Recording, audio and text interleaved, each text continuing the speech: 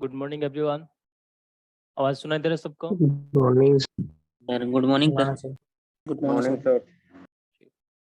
चलिए बताओ, last class में क्या पढ़ा गया था?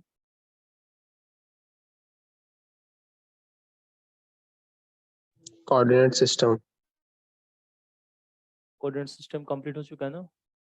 And then curl, gradient, divergence, all this thing. Sir एक ही क्लास हुआ था। एक ही क्लास हुआ था? ना सर, 3 क्लास।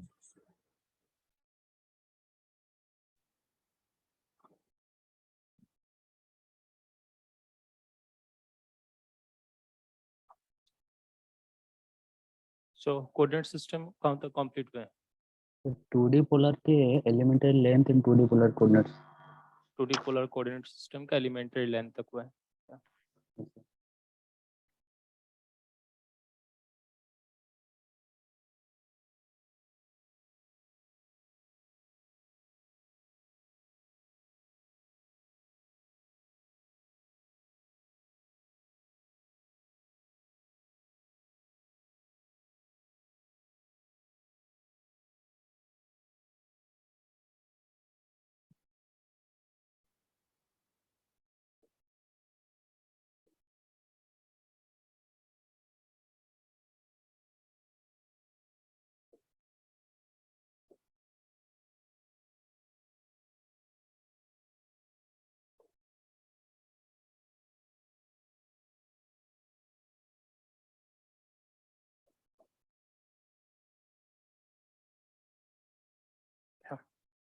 सो इन 2D पोलर कोऑर्डिनेट तो बेसिकली इन XY प्लेन, अगर हम सेम किसी पॉइंट को इन टर्म्स ऑफ XY पॉइंट को भी हम रिप्रेजेंट कर सकते हैं।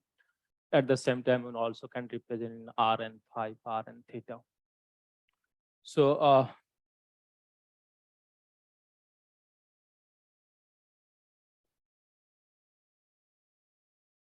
मान लीजिए x एक्सिस और ये y axis. So in this plane अगर कोई भी एक पॉइंट हो, से p पॉइंट, एंड इस p पॉइंट के अकॉर्डिंग टू रेक्टेंगुलर कोऑर्डिनेट अगर से कोऑर्डिनेट सिस्टम मान लीजिए x y हो, एंड इन अनदर कोऑर्डिनेट जैसे 2D पोलर कोऑर्डिनेट सिस्टम। सो इसी सेम पॉइंट को इन terms of 2D polar coordinate system अगर हम रिप्रेजेंट करने चाहें, सो हमें क्या करना है कि सेंटर से इस पॉइंट का डिस्टेंस डिफाइन करना है r, एंड देन इस पॉइंट के साथ अगर हम p पॉइंट कनेक्ट करें, जो लाइन मिलेंगे, इस लाइन पॉजिटिव एक्स एक्सिस के साथ जो एंगल बनाता है, इस एंगल का वैल्यू हमने लिखा था 5। ठीक है, 5। सो इस पॉइंट को रिप्रेजेंट करने के लिए हमें यहाँ पे इन terms of 2D polar coordinate पे अगर लिखे, इस पॉइंट का कोऑर्डिनेट हम क्या लिखेंगे? r5। ठीक है, r5। सो यहाँ पे r क्या होगा? सेंटर से इस पॉइंट का डिस्टेंस, एंड फाइव जो है 5 होंगे इस r पॉजिटिव एक्स एक्सिस के साथ जो एंगल बनाएंगे, इस angle. And from here X and Y के बीच में कुछ रिलेशंस हमने फाइंड आउट किया था, and then in terms of polar coordinate पे अगर हम पी पॉइंट का पोजीशन वेक्टर क्या होंगे, ये हमने लिखा था। From there we have find out 2 unit vectors, one is along r cap and other is along phi cap, and we have seen that r cap phi cap will be perpendicular with each other. And then we have defined two another parameters. One is elementary length along r. So basically इस 2D plane को अगर हम r5 से represent करें, तो इस r का जो लिमिट होंगे it will B 0 to infinity, है ना? तो एक पॉइंट से अगर हम दूसरे पॉइंट पे जाएं, सो r विल इंक्रीज। सो सबसे जो स्मॉलेस्ट पॉसिबल इंक्रीमेंट हो सकता है along r बराबर, that is called elementary length along r, and that we represent by a dr into r cap. And also another elementary length is phi। इस phi का value यहाँ पर भी क्या होंगे? कंप्लीट प्लेन अगर हम रिप्रेजेंट करें, so it will B 0 to 2 pi. So phi will also increase. So phi का वैल्यू अगर हम इंक्रीज करें बाय ए स्मॉलेस्ट पॉसिबल वैल्यू से d phi, सो तब क्या होंगे? इस लाइन के ऊपर जितने पॉइंट है, all point will be shifted by another line. So ये जो पॉइंट है, इस पॉइंट यहाँ से यहाँ पर शिफ्ट होंगे, तो इसके वजह से phi कैप डायरेक्शन पे एक एलिमेंटरी लेंथ वेक्टर जनरेट होंगे, जिससे हम क्या बोलेंगे? phi बराबर elementary length, and we have seen that it will be r into d phi. So r बराबर elementary length we have defined dr r cap, and then phi का value अगर हम d phi से increase करें, तो इस बराबर जो लेंथ क्रिएट होंगे, ये एंगल अगर से आपका d phi हो, ये जो लेंथ होंगे this will be r d phi. सो इस dr एंड इस rd5 से जो देखो यहाँ पर एक एरिया बनते होते दिखाई देंगे, this will be the smallest possible area. इस प्लेन को अगर हम इस कंप्लीट प्लेन को अगर हम बहुत सारे छोटे छोटे पार्ट में डिवाइड करें, सबसे स्मॉलेस्ट पार्ट जो होंगे और उस स्मॉलेस्ट पार्ट का जो एरिया होगा that will be this area.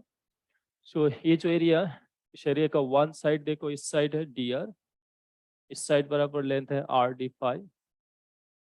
So area जो होंगे इस केस में elementary area,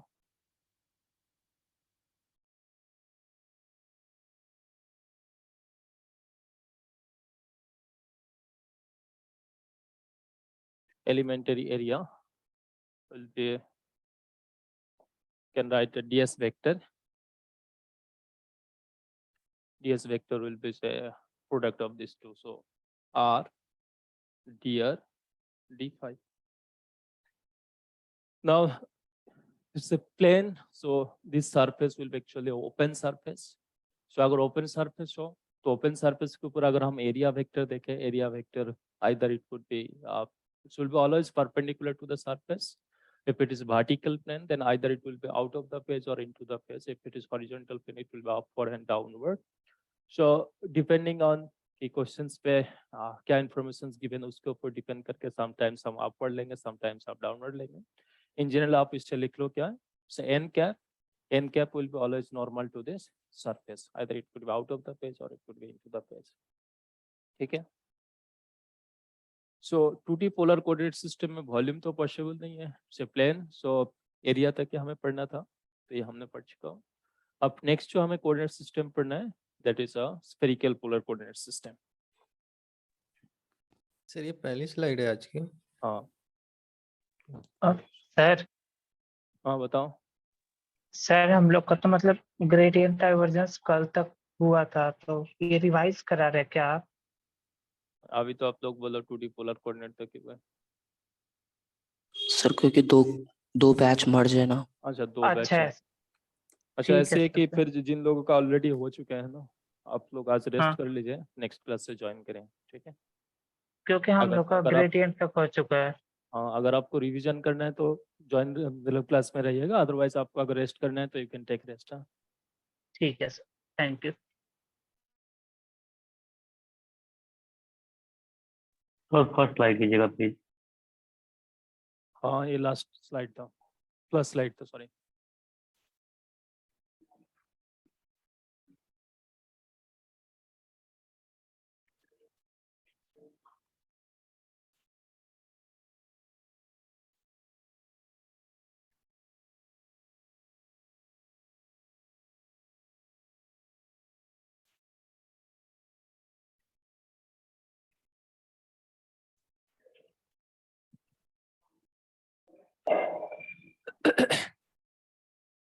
So spherical polar coordinate system, so like suppose से अगर हम अर्थ का जो शेप देखें है ना, अर्थ का शेप है, आप फुटबॉल अपने देखे होंगे, फुटबॉल का शेप है, इट्स स्फेरिकल शेप। सो ऐसे फुटबॉल के अंदर अगर हम किसी पॉइंट को रिप्रेजेंट करने चाहे with respect to its centre, ठीक है, तो इस केस में कितने वेरिएबल चाहिए हमें उस स्फीयर के ऊपर किसी भी पॉइंट को रिप्रेजेंट करने के लिए, पहले हम वो देखेंगे।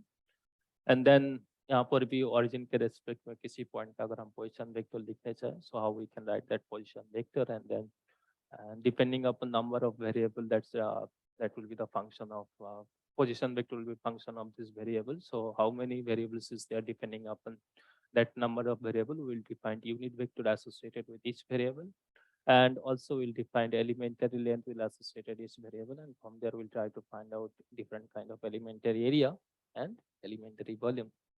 So first we have to take a look at how we can make a sphere. So sphere बनाने के लिए मान लो से we have a z axis and simply मान लो से z axis and ये origin है जहाँ पे x axis y axis z axis cut के, so यहाँ पे हम इस origin से r distance दूरी पे एक point consider करें on the z axis. So ये अगर आपका z axis हो, center से distance मान लीजिए r, so center से distance को r मान के इस point को अगर हम z axis के about में 2 pi angle से rotate करें एंटी क्लॉकवाइज डायरेक्शन से, तो will get again only point है ना, एक पॉइंट इसी पॉइंट के अराउंड पे रोटेट होंगे, so it will remain point. Now इस सेंटर से डिस्टेंस फिक्स रख के, बट इस जेड एक्सिस के साथ अगर हम कुछ एंगल बना के अनदर पॉइंट कंसीडर करें, इसका भी सेंटर से जो डिस्टेंस है, डिस्टेंस मान लीजिए आर है, सेम डिस्टेंस जो यहाँ से यहाँ पर था, बट इस केस में ये जो एंगल है जो जेड एक्सिस के साथ ये आर एंगल बना, ये एंगल मान लीजिए साहब थीटा हो. So now if we rotate this point with respect to this z axis by an angle 2 pi, and then if we just connect this focal point of this point है ना, ये point जो है जिस path पर अब follow करेंगे उस path को अगर हम connect करें, so it will give us a circle. ऐसे एक circle मिलेंगे हमें. And then keep on we increase this theta, keeping this distance r fixed. So theta का value अगर हम धीरे धीरे increase करें, and then if we rotate it by an angle 2 pi, so it will give another circle like this, and finally we can make say theta is equals to pi by 2, and अगर 2 pi से rotate करें तो हमें ऐसे एक circle मिलेंगे, and then opposite directions पे theta का value आपसे pi के बाद 2 pi के बाद से another 0 pi by 2 so pi के बीच में भी अगर हम कुछ point consider करें, and then again हम z axis के about में अगर इसे 2 pi से rotate करें ऐसे circle बनेंगे, and finally we can consider a point on the z axis opposite side just angle phi पे theta का value जो pi हो, इस point पे एक another point consider करो, एक से अगर हम z के respect में rotate करें 2 pi, so it will give a point. So आप देखो इन सारे theta का value हमने यहाँ पे कुछ discrete value लिया है. So अगर theta का value हम continuously increase करें and then we make a circle, है ना, okay, rotate this point around the z axis by an angle 2 pi, and then if we connect all this point, so it will give us a sphere. Okay, give us a sphere. So to create a sphere we need actually 3 variables. One is from distance from the center to surface, that is called r. Second one is इस surface के ऊपर अगर हमें कोई भी point consider करें तो center से उस point को अगर हम connect करें जो हमें r vector मिलेंगे. इस r vector positive z axis के साथ जो angle create करेंगे उस angle का value that is called theta. And last one is इस r का अगर हम projection ले on the xy plane, that is ये जो circle है different circle का जो radius हमें मिलेंगे, that will be the projection of this r on the xy plane. So इस projection positive zx व x axis के साथ जो एंगल बनाएंगे उस एंगल को हम क्या लिखेंगे, फाई. So ये अगर आपका से पॉजिटिव xz प्लेन हो तो इस xz प्लेन के साथ इस प्रोजेक्शन जो एंगल क्रिएट करेंगे उस एंगल को हम क्या लिखेंगे, फाई. तो स्फेरिकल पोलर कोऑर्डिनेट पे किसी भी पॉइंट को रिप्रेजेंट करने के लिए we need 3 variables. One is from centre to surface distance, it is defined by r, and then if we connect this center to this point by a line, इस line positive x axis के साथ जो angle create करेंगे उस angle का value लिखेंगे हम theta. And if we take the projection of this line on the xy plane, this projection positive xz, or you can say positive x axis के साथ जो एंगल बनाएंगे उस एंगल का वैल्यू जो है उस एंगल को फाई से रिप्रेजेंट करें. ठीक है. So once we have this idea that spherical polar coordinate पे किसी भी point को represent करने के लिए at least हमें 3 variable चाहिए. So now we can draw a clear picture. So this is मान लीजिए x axis, ये y axis और ये z axis. And sphere consider करो जिस sphere का center जो है मान लो इस origin पे, and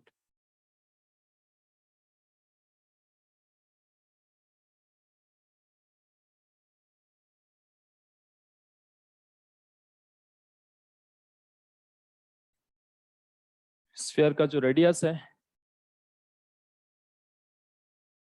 रेडियस मान लीजिए से r, एंड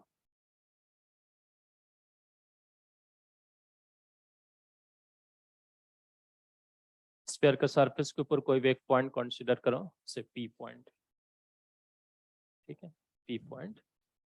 इस केस में देखो सेंटर से इस पॉइंट का जो डिस्टेंस है इस डिस्टेंस को हम r से रिप्रेजेंट करेंगे, so it will be r. Second क्या है, इस r पॉजिटिव z एक्सिस के साथ जो एंगल क्रिएट किए, this angle is called theta. ठीक, this angle is called theta. And then if we take the projection of this R on the XY plane. So this projection by, you can say, this length, and if we draw another circle at this point, so this length will be same. So this will be the projection on the XY plane of this R. इस R positive x axis के साथ जो angle create करेंगे, इस angle का value हम क्या लिखेंगे, फाई. ठीक है, इस एंगल जो है क्या एंगल है, phi. So R theta phi all are visible है. सो आप देखो, अगर हम यहाँ पे जो P पॉइंट है, P पॉइंट को अगर हम in terms of spherical polar coordinate पे लिखने चाहे with respect to this origin, so you can represent by these variables R, theta and phi. So R बताते हैं कि सेंटर से, स्फीयर का सेंटर से इस पॉइंट का डिस्टेंस कितना है. थीटा ये बताएंगे कि इस R पॉजिटिव जेड एक्सिस के साथ कितना एंगल बनाते हैं. एंड फाई ये बताएंगे कि इस R का अगर हम प्रोजेक्शन ले ऑन द XY प्लेन, इस पॉजिटिव जेड एक्सिस के साथ जो एंगल क्रिएट करेंगे उस एंगल.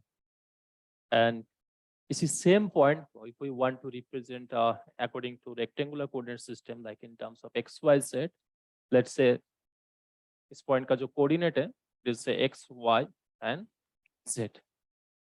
ठीक है, x, y and z. So this P point with respect to this origin, if we want to represent in terms of spherical polar coordinate, we can represent R theta phi. With respect to same origin, we want to represent in terms of rectangular coordinate system, we can represent in terms of x, y, z. So P point is representing with the rest with respect to the same origin. Either you can say in spherical polar coordinate system and or a rectangular coordinate system. So since both are representing the same point with respect to same origin, so इस case में क्या होंगे, x and y and x, y, z and R theta phi, they will be somehow correlated with each other. So first we have to find out what will be the relations between this R theta phi and x, y, z.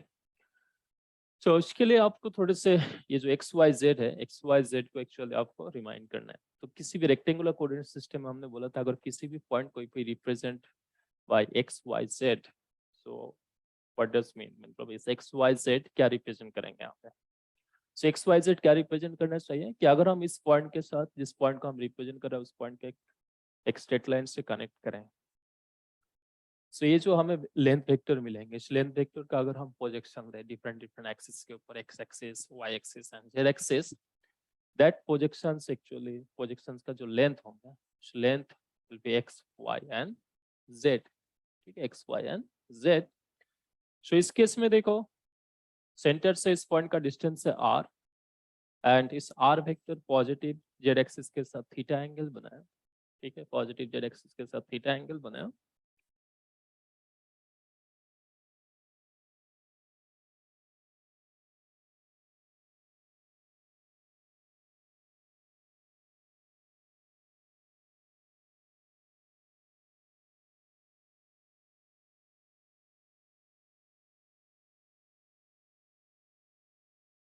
सो ये मान लीजिए centre से ये point है P, जो इस origin से R distance पे, ये वाला पॉइंट.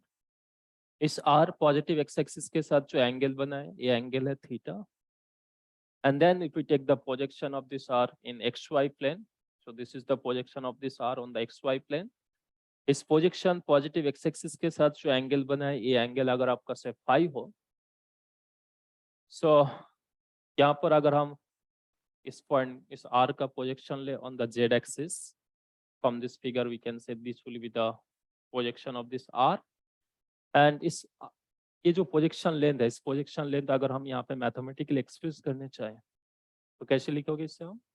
देखो यहाँ से डिस्टेंस है R, इससे हम इस पॉइंट से परपेंडिकुलर लाइन ड्रॉ किए तो दिस एंगल इज 90 डिग्री. सो इस R का Z एक्सिस के ऊपर प्रोजेक्शन क्या होना चाहिए, R R cos cos theta. theta. R cos. So R cos theta.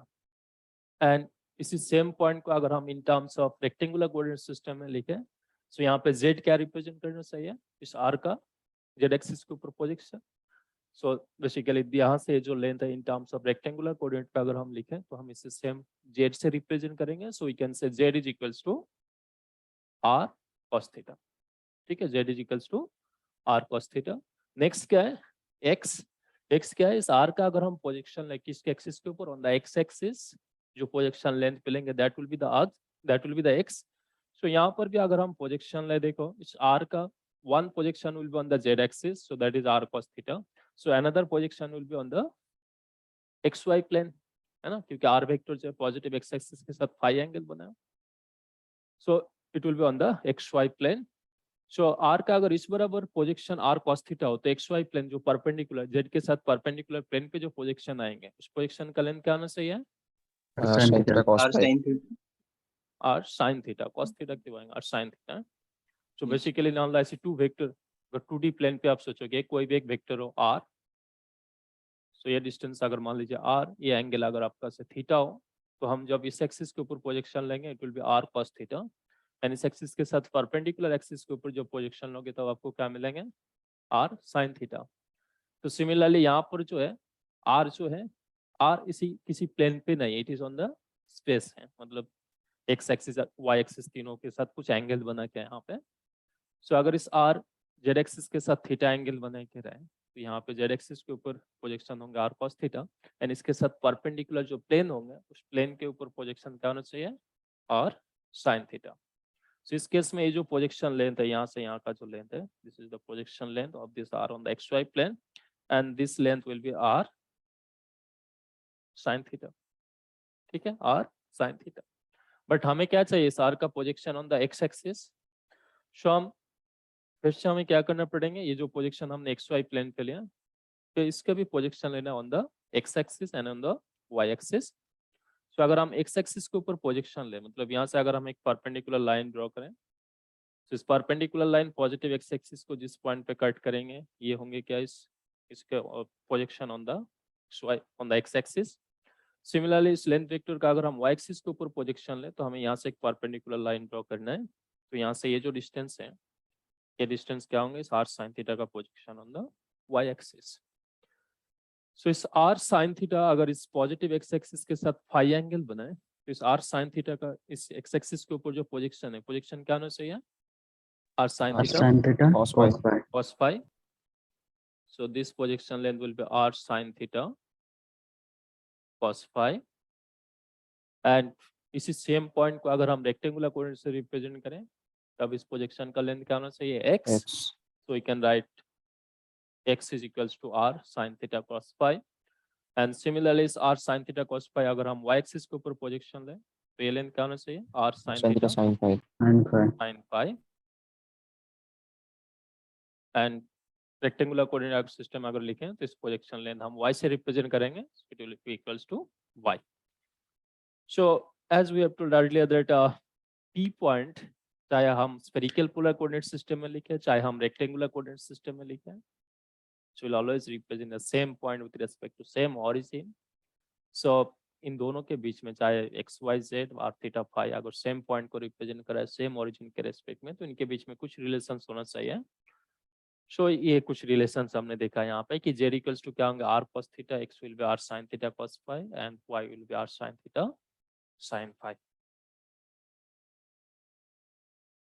So X will be R sine theta cos phi, y will be r sin theta sin phi, and z will be r cos theta, ठीक है, z will be r cos theta. So once we have these relations x y z and r theta phi, so next हम क्या कर सकते हैं, ये जो point p हमने कंसीडर किया था इस p पॉइंट का पोजीशन वेक्टर लिखेंगे with respect to this origin. Sir एक बार प्रीवियस स्लाइड कीजिएगा, हाँ, स्क्रीनशॉट लेना है। तो थोड़ा नीचे कर दीजिए इसको, चाहे स्मॉल कर दीजिए। हाँ सर ठीक।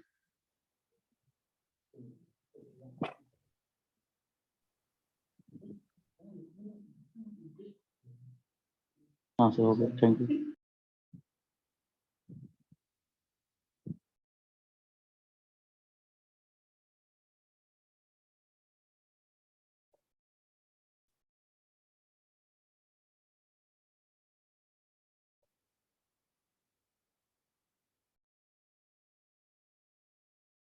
position vector of point P with respect to origin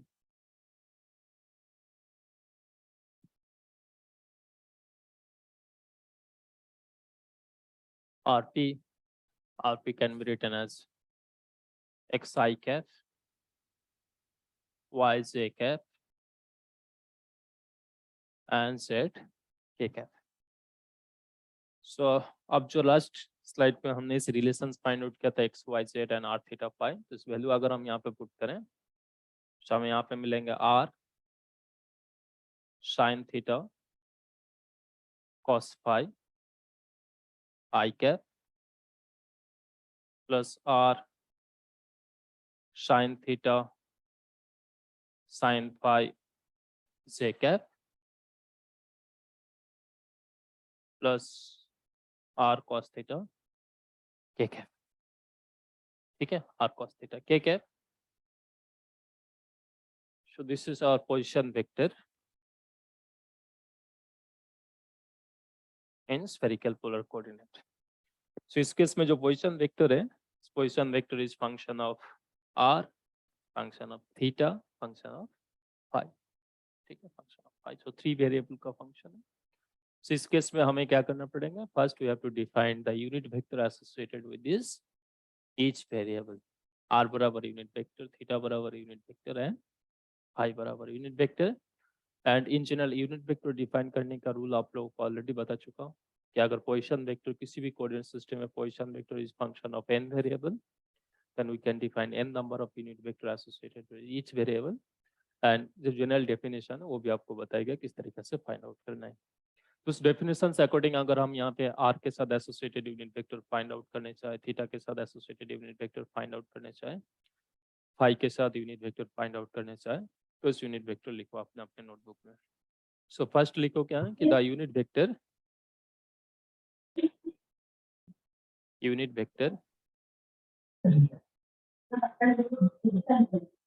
associated with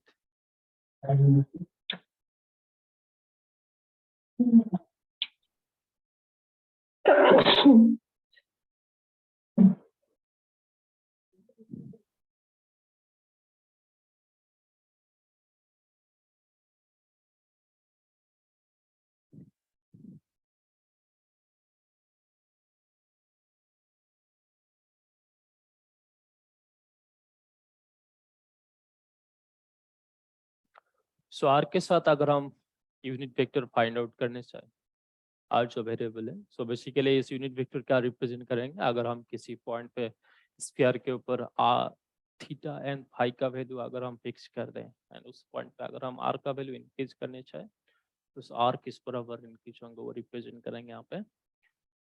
so in general इस यूनिट वेक्टर को हम आर कैप से रिप्रेजेंट करेंगे यहाँ पे. सो आर कैप क्या होना चाहिए?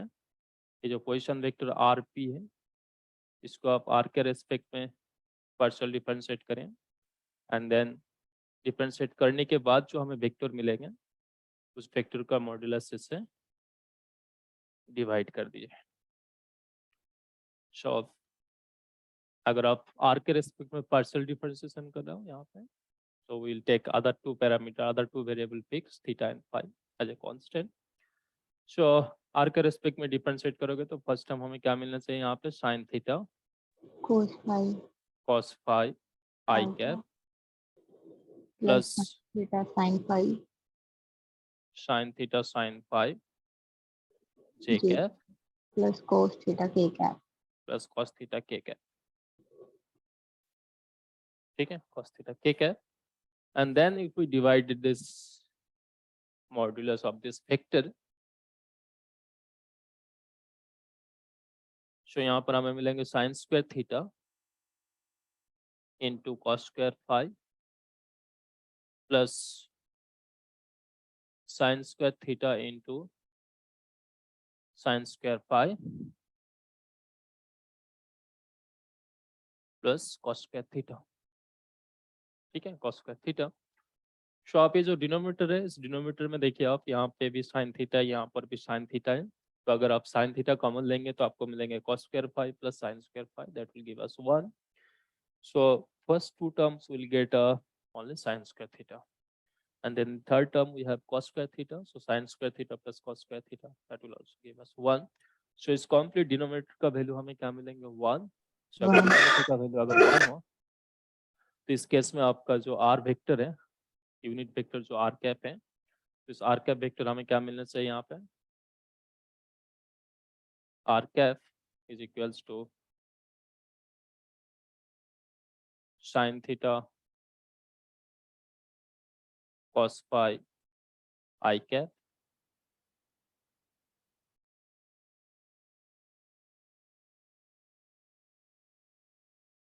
plus sin theta sin phi j cap plus cos theta k cap.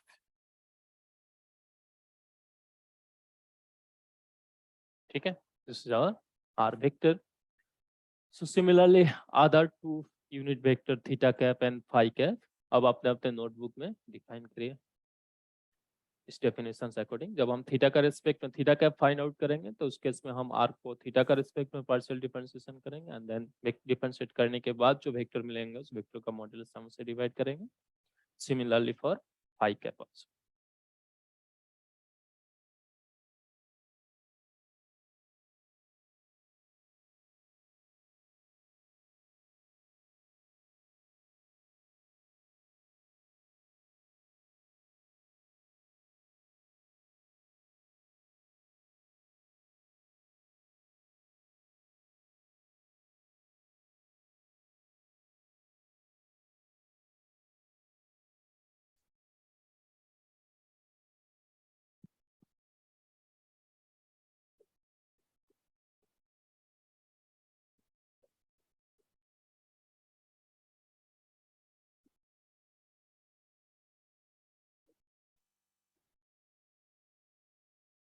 ठीक है, सो यहाँ पे आप पोजीशन वेक्टर को जब आप थीटा का रिस्पेक्ट में पार्शियल डिफरेंशिएशन करेंगे तो will take R and phi is constant.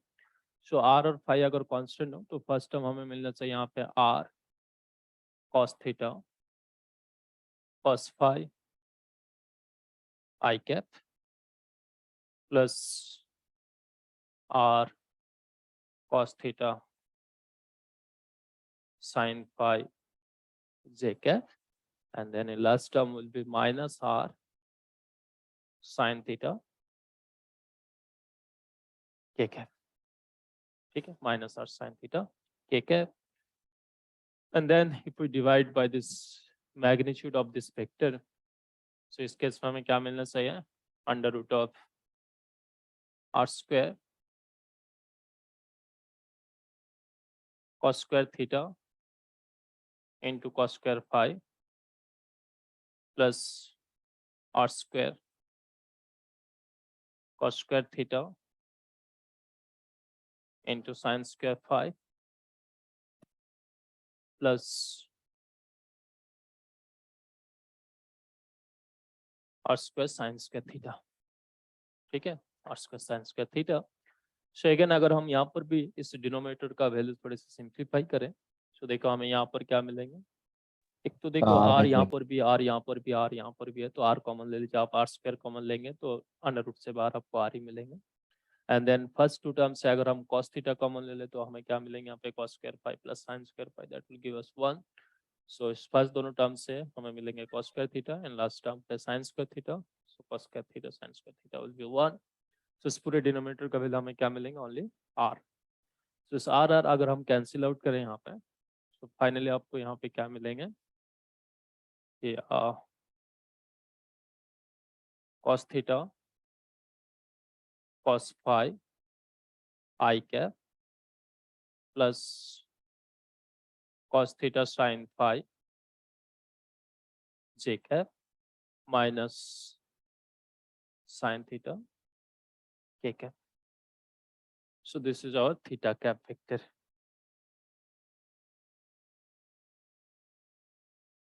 ठीक है, theta cap vector. Finally, the unit vector associated with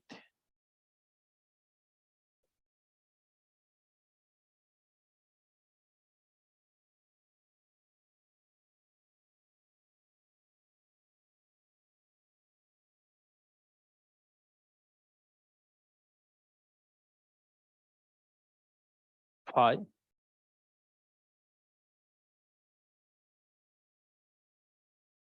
so इस केस में हमें क्या करना है, पोजीशन वेक्टर से इससे हमें phi के रिस्पेक्ट में आप पार्शियल डिफरेंशियल डिफरेंशिएशन करना है। सो आरपी को हम phi के रिस्पेक्ट में पार्शियल डिफरेंशिएशन करेंगे and then we will divide it by modulus of this vector.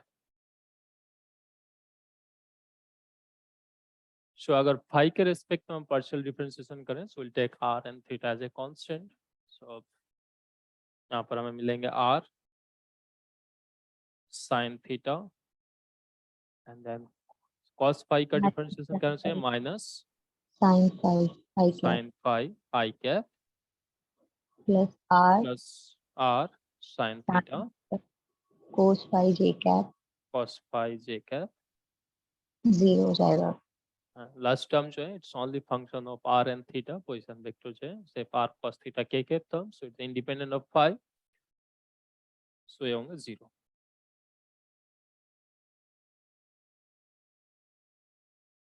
Divided by इस वेक्टर का अगर हम मैग्नीट्यूड से यहाँ पे डिवाइड करें तो मैग्नीट्यूड हमें यहाँ पर क्या मिलना चाहिए, r square sine square theta into sine square phi plus r square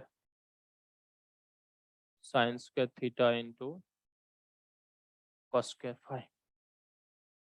ठीक है, सो यहाँ पर भी देखो अगर हम r साइन थीटा कॉमन ले लेते हैं तो हमें मिलेंगे sine square phi plus cos square phi 1, सो डिनोमिनेटर का वैल्यू हमें मिलेगा r साइन थीटा एंड इस न्यूमरेटर में भी देखो r साइन थीटा है। सो अगर हम कैंसिल आउट करें तो फाइनली हमें यहाँ पर phi cap is equals to मिलेंगे minus sine phi i cap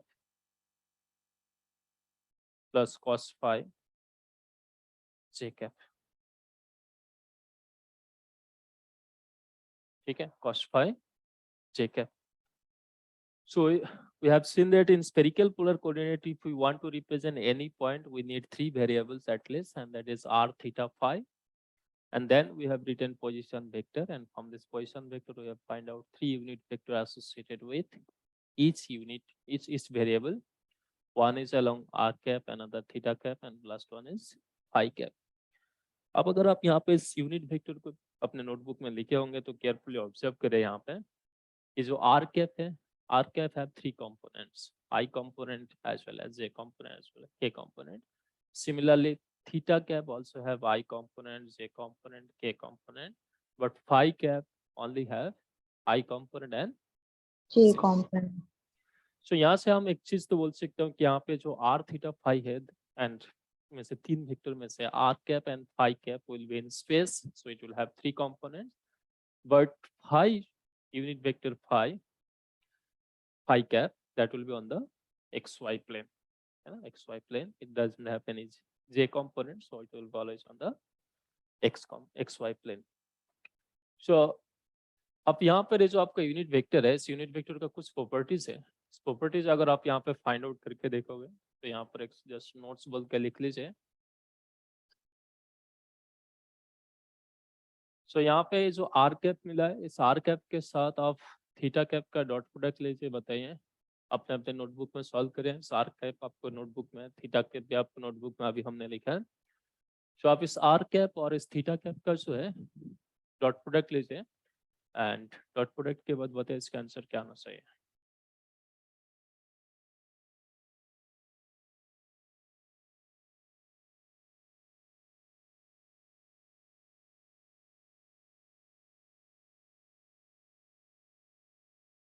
तो 0 आ रहा है। 0। सिमिलरली आप आर कैप के साथ फाई कैप का भी डॉट प्रोडक्ट लीजिए।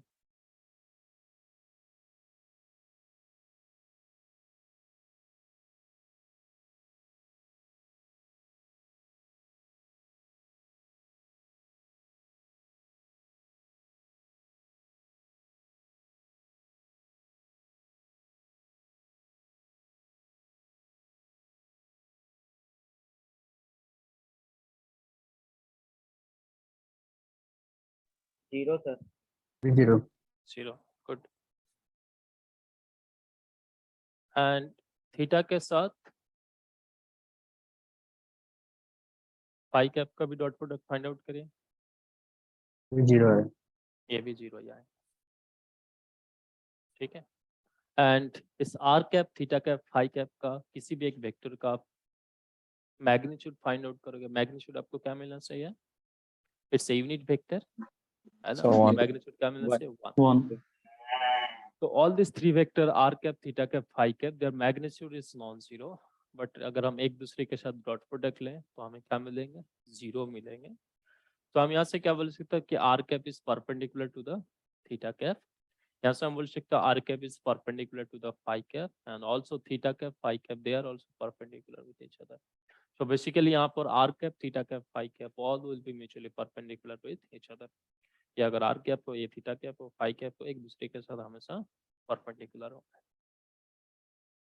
सो यहाँ से लिख लो क्या है कि r cap theta cap and phi cap और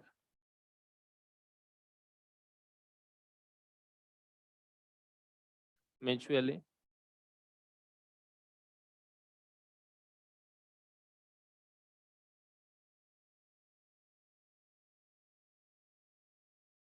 perpendicular to each other।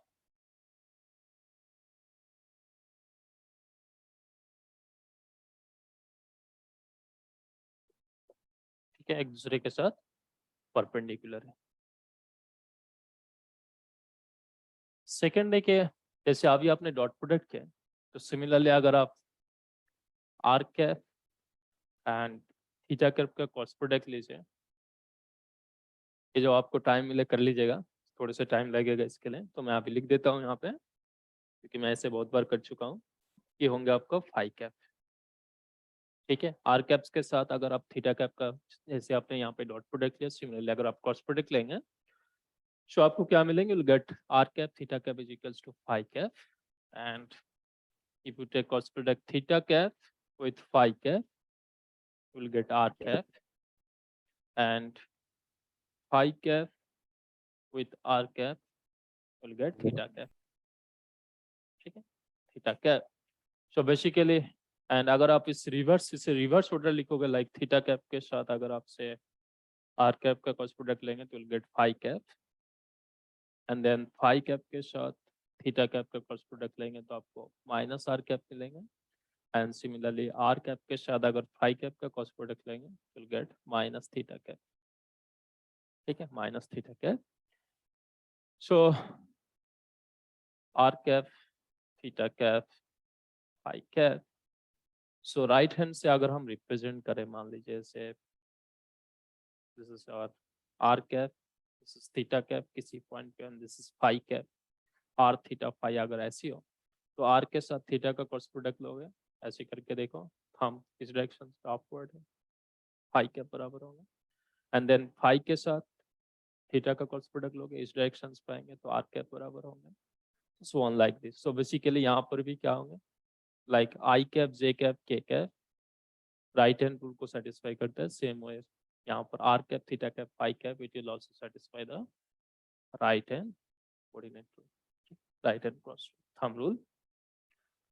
Third one is ये जो पोजीशन वेक्टर है, सॉरी ये जो यूनिट वेक्टर है, इस यूनिट वेक्टर पे अगर हम थीटा का वैल्यू फाई का वैल्यू डिफरेंट वैल्यू पुट करें, है ना, आपके बुक में है, यहाँ पे देखिए आप इस आर कैप में दो वैल्यू पुट करके देखिए। आर कैप में आप पहले थीटा कैप आर कैप का value theta equals to 0 put करें and phi equals to 0 put करके देखें किस बराबर होता है, एंड उसके बाद r equals to r cap का वैल्यू फाइंड आउट करें, theta equals to pi by 2 and phi is equals to pi by 2। पहला 1 आ रहा है। Sir, R cap is coming out to be 1. Direction Yes, किस sir. बराबर होंगे, Sir, it's K cap. Sir के cap k cap. Next case में sir जे cap j cap. सो यहाँ पर देखो आर का वैल्यू थीटा और फाई का वैल्यू अगर हम डिफरेंट डिफरेंट पुट करें, ये जो यूनिट वेक्टर है आर कैप, इस आर कैप का जो डायरेक्शन है वो डिफरेंट डिफरेंट डायरेक्शन में होगा।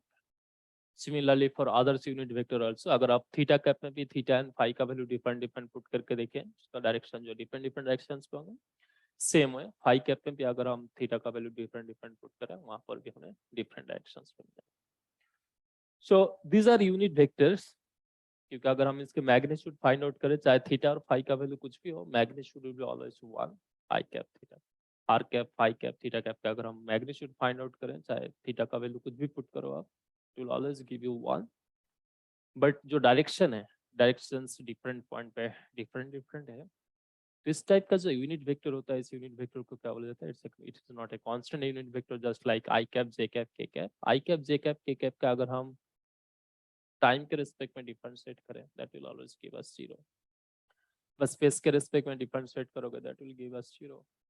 बट ये theta cap phi cap j cap, they are actually variable function है, वेरिएबल वेक्टर थीटा और फाई के डिपेंडेंट है। तो सरफेस के ऊपर अगर हम डिफरेंट डिफरेंट पॉइंट कंसीडर करें स्फेरिकल सरफेस के ऊपर, इस are cap theta cap phi cap will be in this different different direction. तो इसीलिए इस are cap theta cap phi cap इसे क्या बोला जाता है? They are variable unit vector. Are cap theta cap and phi cap are variable unit vectors.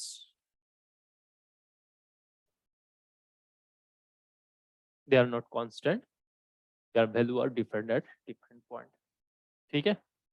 So in r cap theta cap phi cap का हमने मैथमेटिकल एक्सप्रेशन देखा है। The same times इनके बीच में कुछ रिलेशंस होंगे, जैसे एक दूसरे के साथ परपेंडिकुलर होंगे, they will satisfy right hand thumb rule, and also they will not are constant unit vector, they are variable unit vector depending on theta and phi का वैल्यू के ऊपर डिपेंड करके जो वेक्टर है, इस वेक्टर का direction different different directions पे होंगे।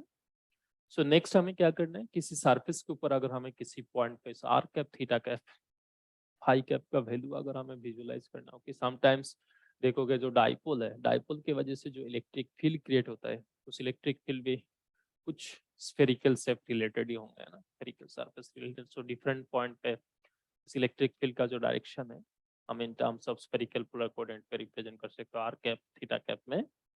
सो डिफरेंट पॉइंट पे अगर हम उस इलेक्ट्रिक फील्ड का डायरेक्शन देखने चाहे कि किस डायरेक्शंस पे होंगे, सो आप जब हम पढ़ेंगे तब देखोगे coordinate spherical polar coordinate system से हम आसानी से डिफाइन कर सकते हैं।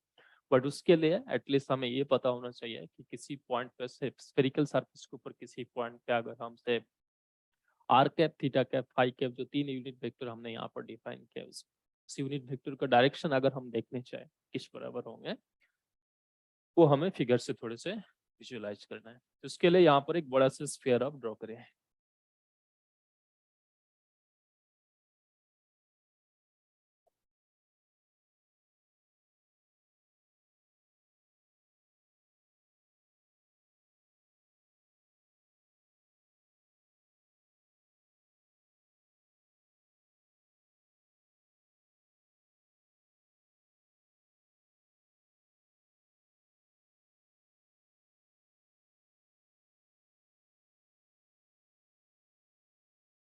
ये मान लीजिए एक स्फीयर है, जिस स्फीयर का सेंटर जो है, सेंटर मान लीजिए ओरिजिन पे, ये एक्स एक्सिस, वाई एक्सिस और जेड एक्सिस है।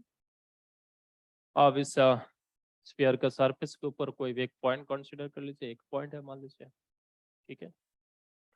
एंड इस पॉइंट का जो कोऑर्डिनेट है, ये कोऑर्डिनेट मान लीजिए से आर थीटा फाई, ठीक है, are theta phi. So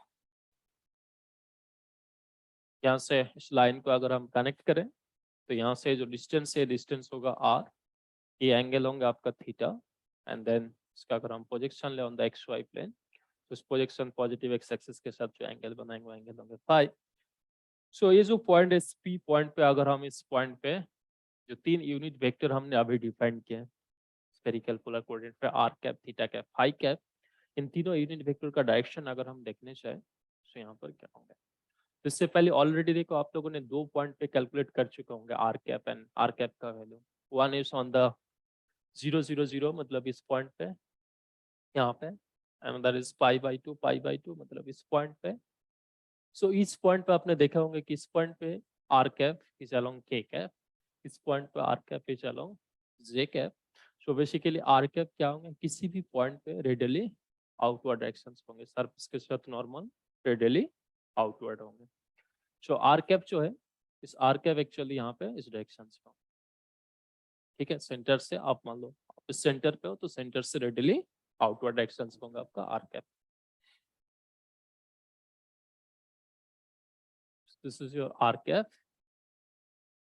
so r इस बराबर इंक्रीज होंगे, ठीक है। अगर हमसे एक स्फीयर का रेडियस इंक्रीज करने चाहें, स्फीयर का रेडियस मान लीजिए आर, और एक कोसेंट्रिक स्फीयर अगर हम ड्रॉ करें आर प्लस डी आर, सो इसी में ड्रॉ करके देखो इस सरफेस के ऊपर ईच पॉइंट जो है किस बराबर इंक्रीज होंगे, इसी डायरेक्शन पे होंगे ना। इस पॉइंट पे देखोगे तो इस बराबर होंगे, इस पॉइंट पे देखोगे तो इस बराबर होंगे, इस पॉइंट पे देखोगे तो रेडियली आउटवर्ड डायरेक्शन पे होंगे। So r cap will be along radially outward. Next है theta cap. So theta cap देखो, थीटा कैप क्या रिप्रेजेंट करेंगे इन जनरल कि किसी पॉइंट पे अगर हम आर एंड फाई का वैल्यू फिक्स करें, उसमें थीटा कैप किस डायरेक्शन पे इंक्रीज होंगे वो रिप्रेजेंट करना चाहिए। सो अगर हम और दिस आर को अगर हम मान लेते हैं कि ये पॉइंट जो है, ये पॉइंट मान लीजिए जैसे जेड एक्सिस के ऊपर है, ठीक है। तो इस केस में थीटा का वैल्यू क्या होगा, अगर हम जेड एक्सिस के ऊपर कोई भी एक पॉइंट कंसीडर करें, 0 0, 0 and then if we shift this point यहाँ पर शिफ्ट करें, तो इस पॉइंट पे थीटा का वैल्यू क्या होंगे, कुछ वैल्यू होंगे, है ना। yes sir, एंड non जैसे जैसे इस सरफेस के ऊपर हम ट्रैवल करते जाएंगे, थीटा का वैल्यू क्या होंगे, धीरे धीरे इंक्रीज बढ़ता होंगे। जाएगा yes तो देखो थीटा किस डायरेक्शन पे इंक्रीज हो रहा है, इस पॉइंट से हमने इस पॉइंट पे आया तब भी थीटा का वैल्यू इंक्रीज हुआ, यहाँ से यहाँ पर आया, यहाँ से यहाँ पर आया, यहाँ पर यहाँ पर आया। तो इस सरफेस के ऊपर हम किसी भी पॉइंट पे टेंजेंट ड्रॉ करें, उस टेंजेंट का डायरेक्शन एक्चुअली क्या देंगे हमें, थीटा किस डायरेक्शन पे इंक्रीज हो रहा है, ठीक है। तो अगर हम इस पॉइंट पे देखें, यहाँ पे इस पॉइंट पे अगर हम थीटा कैप का वैल्यू देखें, तो इस केस में थीटा जो है यहाँ पे आर वेक्टर ऐसी है तो इस डायरेक्शन पे टेंजेंट बन रहा है ना। तो इस पॉइंट पे अगर हम इस सरफेस के ऊपर टेंजेंट ड्रॉ करें तो टेंजेंट इस डायरेक्शन पे। सो ये होंगे कि आपका थीटा कैप का डायरेक्शन, ठीक है, थीटा कैप का डायरेक्शन।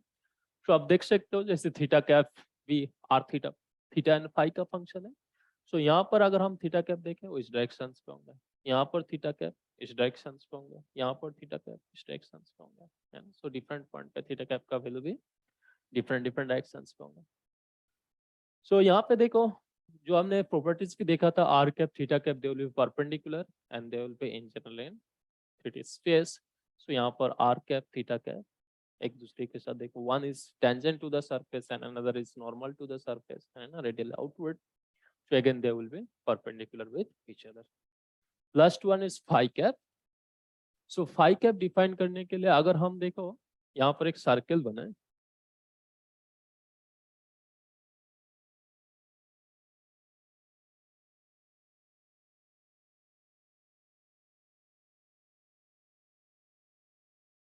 आर रेडियस का यहाँ पर एक सर्कल बना,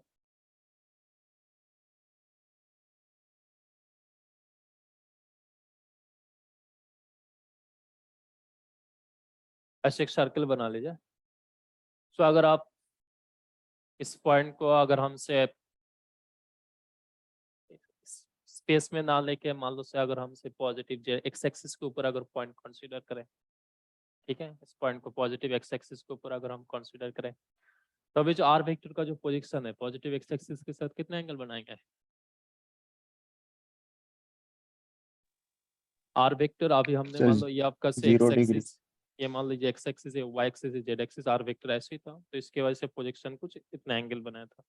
अब अगर हम आर को ऐसे कंसीडर करें कि जहाँ पर अगर हम प्रोजेक्शन लें, प्रोजेक्शन मान लीजिए जैसे एक्स एक्सिस के ऊपर ही आए, प्लेन पे ना आके, one projection will be along Z axis and another projection will be on the x axis. मतलब इस वेक्टर को हमने स्पेस में ना लेके अगर हम इस एक्स जेड प्लेन पे लें, ठीक है, इस एक्स जेड प्लेन पे लें, तो इस केस में one component will be along the Z axis and another component will be along the x axis. तो इस केस में जो प्रोजेक्शन है पॉजिटिव एक्स एक्सिस के साथ कितना एंगल बनाएगा, 0 डिग्री। 0 0 उसके बाद अगर हम इस पॉइंट को भी धीरे धीरे शिफ्ट करें एंटी क्लॉकवाइज डायरेक्शंस पे, sir इस पॉइंट पे, हाँ sir please explain this, re-explain this, I could not get it.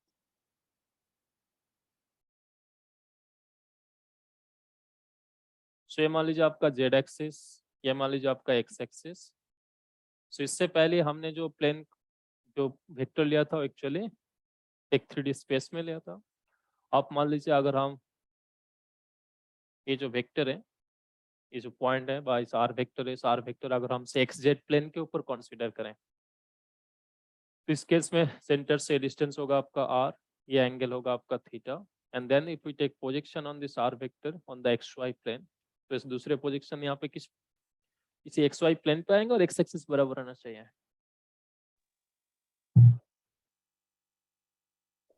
ये अगर आपका एक्स एक्सिस हो, ये वाई एक्सिस हो, ये जेड एक्सिस हो, so इस आर का one position will be on the z axis and another position will be on the XY x plane. axis, x-axis. XY plane. not xy plane, on the x axis। क्योंकि इस case में जो are vector हमने consider किया किस plane पे consider किया, यहाँ पर एक प्लेन पे कंसीडर करो, किस प्लेन पे, XZ xz. Z x plane पे, है ना। सो जेड एक्स प्लेन पे अगर हो तो इस केस में आर का जो पोजीशन होंगे किस प्लेन पे होंगे, यहाँ पे प्लेन पे ना पे यहाँ पर एक्चुअली एक्स एक्सिस के ऊपर ही हो जाएंगे इस केस में। Yes, तो अगर एक्स एक्सिस के ऊपर प्रोजेक्शन हो तो इस प्रोजेक्शन एक्स एक्सिस के साथ कितना एंगल बनाएंगे, 0 डिग्री। एंड उसके बाद जैसे जैसे हम इस पॉइंट को ऐसे सर्कुलर पाथ में रोटेट करेंगे तो इसका जो प्रोजेक्शन है, प्रोजेक्शन भी देखो आप इस पॉजिटिव एक्स एक्सिस के साथ कुछ एंगल क्रिएट करेंगे धीरे धीरे, है ना।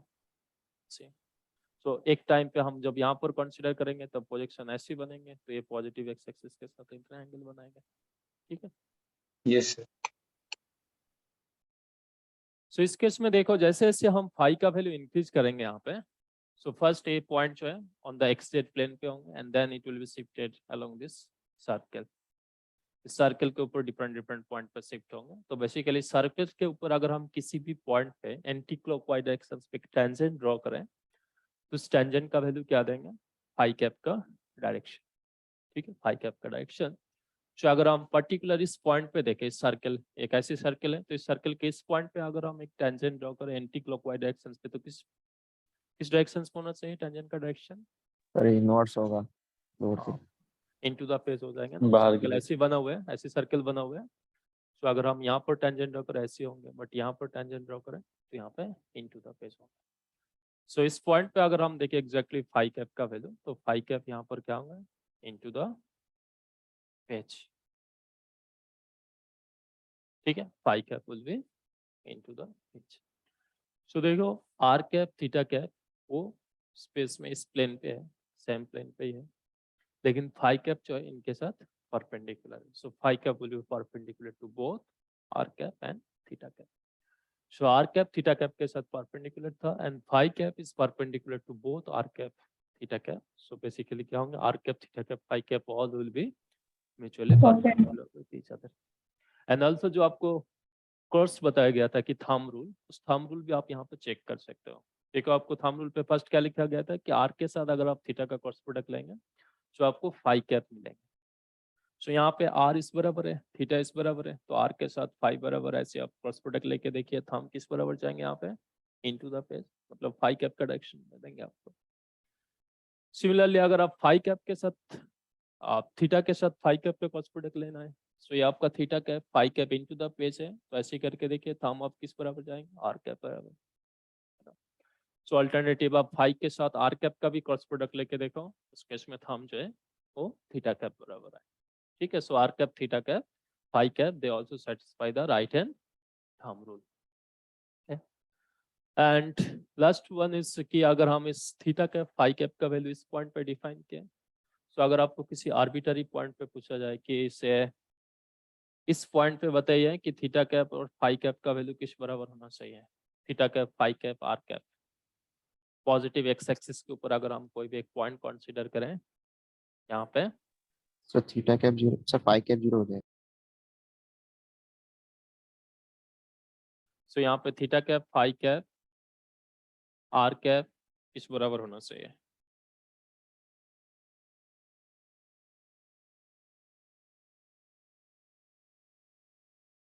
इस पॉइंट पे।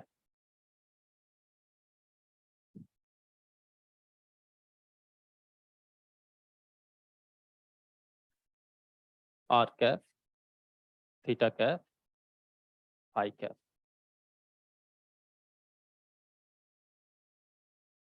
अब थोड़े से विजुलाइज करो। मान लो एक स्फीयर है, ये आपकी तरफ ही है एक्चुअली। 3D में अगर आप देखोगे तो y इस बराबर है, z इस बराबर है, x out of the page है, ठीक है, x out of the page है, और ये जो पॉइंट है ये स्फीयर के सरफेस के ऊपर है। तो सेंटर से अगर आप एक रेडियली आउटवर्ड डायरेक्शन पे देखोगे that will be the r cap. कौन सा डायरेक्शन होना चाहिए? Out of the page. तो आउट ऑफ द पेज का मतलब कौन सा डायरेक्शन आएंगे यहाँ पे? सर एक्स एक्सिस के लो। एक्स एक्सिस बराबर होंगे आई कैप होंगे, ठीक है, आर कैप का वैल्यू होंगे आई कैप। अब थीटा कैप बताइए। सर 0। कैप का वैल्यू कभी 0 नहीं होगा। Sorry sir phi cap. Negative है बेटा। थीटा कैप देखो हमने क्या करना है, ये जो जे कैप। येलो कलर सरफेस हमने बनाया, सरफेस के ऊपर किसी भी पॉइंट पे टेंजेंट ड्रॉ फिर करो। Minus k cap. तो अगर हम इस पॉइंट पे टेंजेंट ड्रॉ करें, जो होंगे इस पॉइंट पे भी टेंजेंट वही होंगे, इस पॉइंट पे भी वही होंगे, इस पॉइंट पे, तो यहाँ पर भी वही होंगे डाउनवर्ड। सो कौन सा डायरेक्शन है? Downward, minus k cap. Minus k cap. And phi cap, phi cap इस सर्कल के ऊपर टेंजेंट ड्रॉ किया, तो इस सर्कल के ऊपर भी आप टेंजेंट ड्रॉ करोगे, है ना, डिफरेंट डिफरेंट पॉइंट पे थीटा का डिफरेंट डिफरेंट वैल्यू की वजह से फाई कैप मिलेंगे हमें यहाँ पे। सो इस पॉइंट पे अगर हम एंटी क्लॉकवाइज डायरेक्शंस पे टेंजेंट ड्रॉ करें, सर कौन सा डायरेक्शन? वाई कैप का जे कैप। जे कैप, ठीक है, जे cap.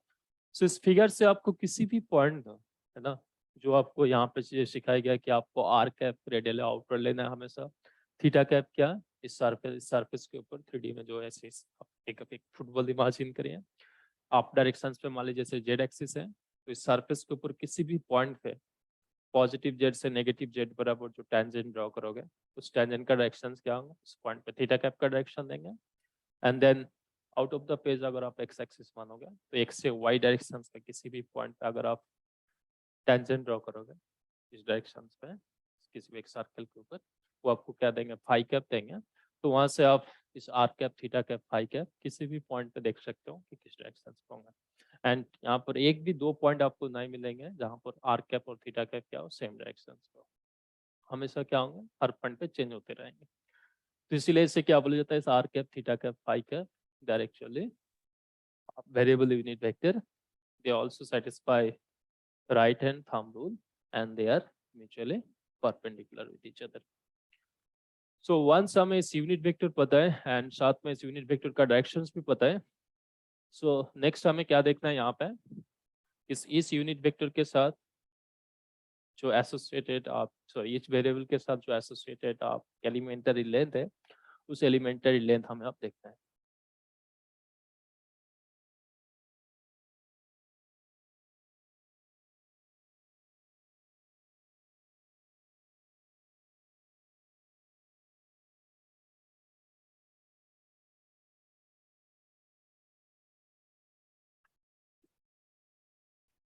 So first elemental length से अलोंग मान लीजिए आर के साथ एसोसिएटेड एलिमेंटल लेंथ अगर हम देखें, सो मान लीजिए we have a sphere of radius are,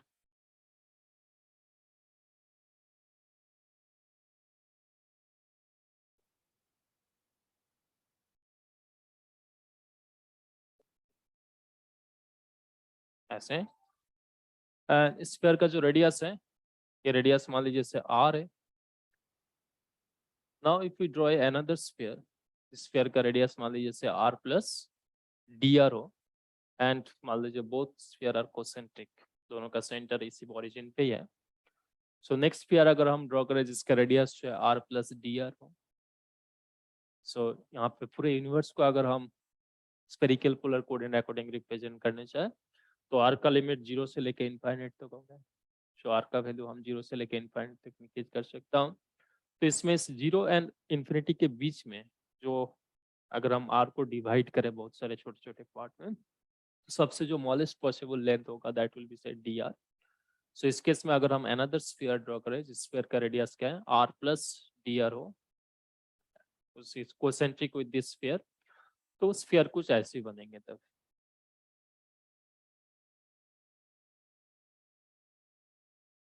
ठीक है, ये सेकंड स्फीयर होंगे। तो यहाँ पर आप केयरफुली ऑब्जर्व करिए, आपको आर कैप का डायरेक्शंस पता है कि रेडियल आउटवर्ड होंगे, एंड इस सरफेस के ऊपर जो पॉइंट है, ये सारे पॉइंट जैसे हमने स्फीयर का रेडियस आर से आर प्लस डी आर करेंगे, सो ये सारे पॉइंट कहाँ पर शिफ्ट होंगे?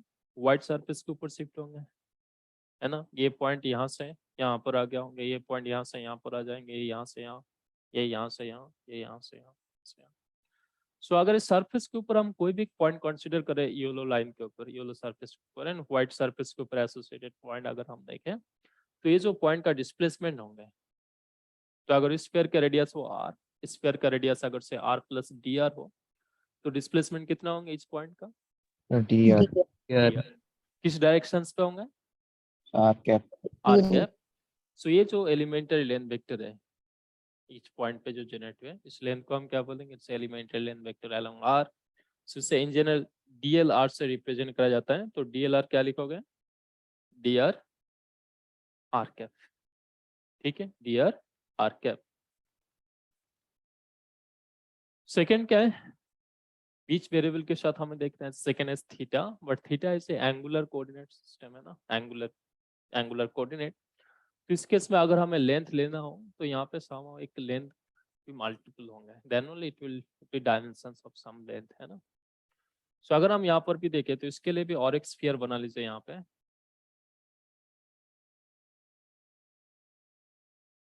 ये मान लीजिए एक स्फीयर है एंड स्फीयर का भी सेंटर मान लीजिए इस पॉइंट पे, ये मान लीजिए जेड एक्सिस, ये वाई एक्सिस और एक्स एक्सिस,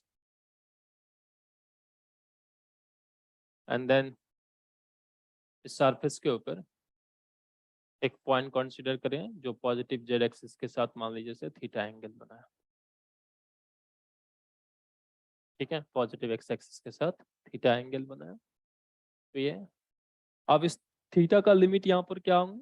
हमने स्फीयर बनाने के लिए देखो, सबसे पहली जो पॉइंट हमने कंसीडर किया था, first point on the Z axis यहाँ पर था, तो उस केस में थीटा था 0, एंड देन थीटा का वैल्यू इंक्रीज करते रहते फाइनली एक पॉइंट कंसीडर किया था नेगेटिव जेड एक्सिस के ऊपर, तो थीटा का लिमिट क्या होगा? 0 to pi so again theta is varying from 0 to pi, so in between 0 and pi के बीच में भी हम थीटा का वैल्यू इंक्रीज कर सकता हूँ। सो सबसे स्मॉलेस्ट पॉसिबल से जो थीटा का वैल्यू इंक्रीज करता है, उससे अगर हमसे डी फाई से रिप्रेजेंट करें, सो यहाँ पर भी सॉरी थीटा से रिप्रेजेंट करें डी थीटा से, सो इस थीटा को अगर हम इंक्रीज करें by this smallest possible increment d theta keeping r and phi fix, तब क्या होंगे?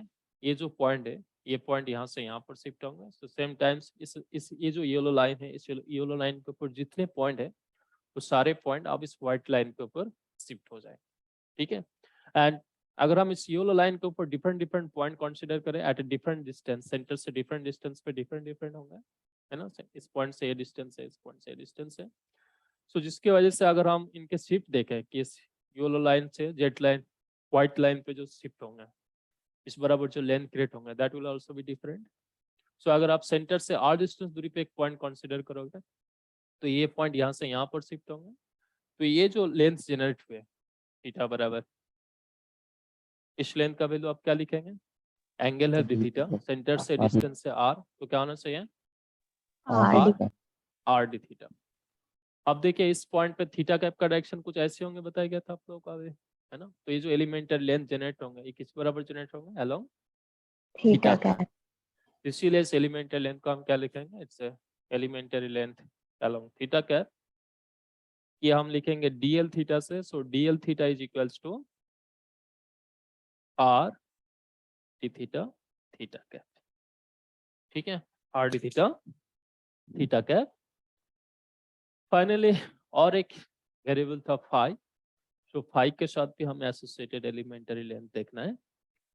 सो फाई के लिए एसोसिएटेड एलिमेंटरी लेंथ देखने के लिए यहाँ पर हमें और एक स्फीयर बनाना है।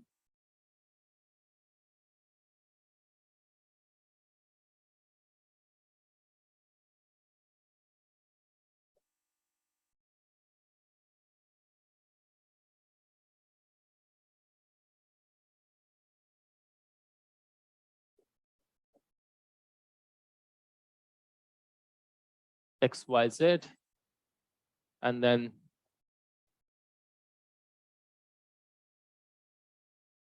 यहाँ पे सरफेस के ऊपर कोई भी एक पॉइंट कंसीडर कर लो, ठीक है, जिसका सेंटर से डिस्टेंस मान लीजिए से r,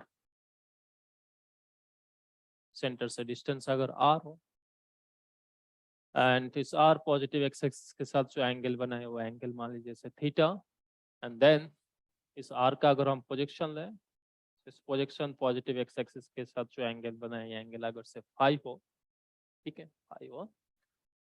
तो अब मैं क्या कर रहा हूँ, देखो कि ये जो पॉइंट हमने जहां पर कंसीडर किया हो यहाँ पे, ठीक है, सरफेस के ऊपर, एक स्फेरिकल सरफेस के ऊपर हमने इस पॉइंट पे एक पॉइंट कंसीडर किया सरफेस के ऊपर। एंड देन अगर हम इस स्फीयर का ये वाला पोर्शन हटा दे, ऊपर वाला पोर्शन अगर हम हटा दे, तो यहाँ पर जो हमें शेप मिलेंगे, बता सकते हो शेप कैसे, किस टाइप का दिखाई देंगे आपको सरफेस का शेप? एक मान लो आपके पास से एप्पल है, इस एप्पल का ऊपर वाला पोर्शन अगर आप कट देंगे, तो आपको जो सरफेस दिखाई देंगे, उस सरफेस का शेप किस टाइप का होगा? सर्कुलर। सर्कुलर। सर्कुलर शेप है ना। तो यहाँ पर भी अगर हम देखें, तो यहाँ पर भी हमें कैसे एक सर्कल मिलेंगे, अगर हम कट कर देंगे तो, ठीक है, सर्कल मिलेंगे। सो ये जो सर्कल मिलेंगे, क्या इस सर्कल का रेडियस आप बता सकते हैं क्या होना चाहिए?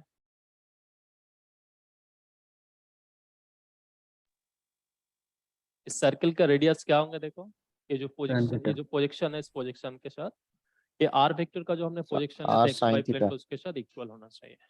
क्योंकि अगर हम यहाँ से भी सेंटर से इस पॉजिटिव एक्स एक्सिस से इस बराबर लेंथ ड्रॉ करें, और ये जो लेंथ है, ये दोनों लेंथ इक्वल होंगे यहाँ पे। सो इस सर्कल का लेंथ हमें क्या मिलना चाहिए? सर्कल का radius R sin r theta। Sine theta. Very हाँ गुड। सर। तो सर्कल का रेडियस होंगे आर साइन थीटा, ठीक है। सर्कल का रेडियस अगर आर साइन थीटा हो, एंड यहाँ पर देखो इस प्रोजेक्शन अगर से पॉजिटिव एक्स एक्सिस के साथ फाई एंगल बनाया होगा, सो ये जो प्रोजेक्शन हमने यहाँ पर, इसके जस्ट पैरेलल प्रोजेक्शन हमने यहाँ पर भी ड्रॉ किया, तो ये भी पॉजिटिव एक्स एक्सिस के साथ कितना एंगल बनाना चाहिए? सफाई। फाई एंगल बनाएंगे। तो हम इस पॉजिटिव एक्स एक्सिस का एक पैरेलल लाइन अगर हम यहाँ पर भी ड्रॉ करें, तो यहाँ पर ये एंगल का वैल्यू भी क्या होना चाहिए? फाई, है ना। जस्ट इसका एक पैरेलल लाइन हमने ड्रॉ कर लिया, मतलब बेसिकली यहाँ पर मान लो से पॉजिटिव एक्स एक्सिस के साथ एंगल बन रहा है, तो ये एक्स एक्सिस क्या होंगे? एक्स जेड प्लेन पे होंगे, तो एक्स जेड प्लेन के साथ ये आर, इस सर्कल का जो रेडियस है, ये फाई एंगल बनाएंगे, ठीक है। सो अब देखो इस पॉइंट पे थीटा एंड फाई का वैल्यू अगर हम फिक्स रखें हैं, थीटा एंड आर का वैल्यू फिक्स रख के अगर हम फाई को डी फाई से इंक्रीज करें, सिर्फ फाई को अगर हम डी फाई से इंक्रीज करें, तब ये जो पॉइंट है, ये पॉइंट आप इस सर्कल के ऊपर ही रोटेट करना चाहिए ना। आर का वैल्यू हमने फिक्स कर दिया, मतलब सेंटर से डिस्टेंस फिक्स है।